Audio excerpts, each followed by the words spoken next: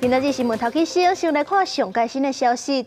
立法议会下晡三读通过纪念日甲节日实施条例，是甲这劳动节改造是全国休假，固定假日嘛有增加4天，包含29暝前1天、9月28教师节、10月25光复纪念日，也个12月25行宪纪念日。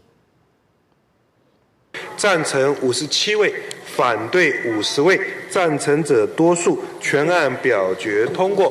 报运会，我们现在做以下决议：纪念日及节日实施条例制定通过。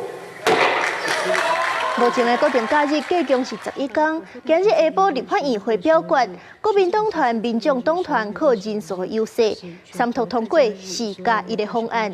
新增加固定假日是有4天，分别是29暝前1天，也个有9月28教师节、10月25光复纪念日，甲12月25行宪纪念日这4天。另外，这劳动节嘛对干那劳工休假改做是全国休假。若是未来旧历过年，是对29暝前1天就开始休困，上无会有7天的连假。